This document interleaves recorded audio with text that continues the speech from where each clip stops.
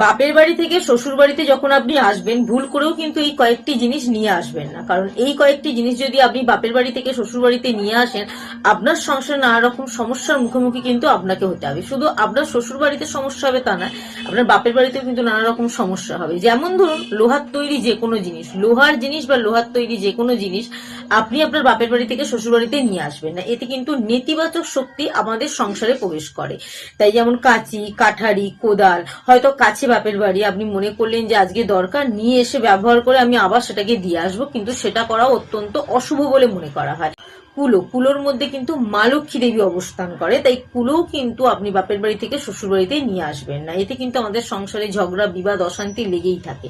ঝাড়ুর মধ্যেও মা লক্ষ্মী দেবী অবস্থান করেন। ঝাড়ু তো কারো কাছ থেকে নিয়ে এসে ব্যবহার করা উচিতই নয়, তার সাথে কিন্তু বাপের বাড়ি থেকে শ্বশুর বাড়িতে আপনি যদি ঝাড়ু নিয়ে আসেন, তাহলেও কিন্তু আমাদের জীবনে নানা রকম সমস্যার মুখোমুখি হতে হয়। শিলনোড়া আপনাকে নিজের টাকায় কিনে নিজের সংসারে ব্যবহার করতে হয়। এটাও কিন্তু আপনি কারো থেকে ধার নিতে পারবেন না, অথবা আপনার বাপের বাড়ি থেকে শ্বশুর বাড়িতে নিয়ে এসে ব্যবহার করতে পারবেন না। এতে আমাদের সংসারে ঝগড়া, বিবাদ, অশান্তি কিন্তু লেগেই থাকে। কখনো কিন্তু আপনার সংসারে সুখ থাকে না। পুরনো বা ছেঁড়া জামা কাপড়, ধরুন বাপের বাড়িতে পুরনো বা ছেঁড়া জামা কাপড় অতিরিক্ত পরিমাণে আছে, আপনি মনে করলে সেগুলোকে নিয়ে এসে আমি ঘরের শ্বশুর বাড়িতে কোনো কাজে লাগাবো, এগুলোও কিন্তু অত্যন্ত অশুভ বলে মনে করা হয়। তাই ছেঁড়া বা পুরনো জামা কাপড় ভুল করেও আপনি আপনার বাপের বাড়ি থেকে শ্বশুর বাড়িতে আনবেন না।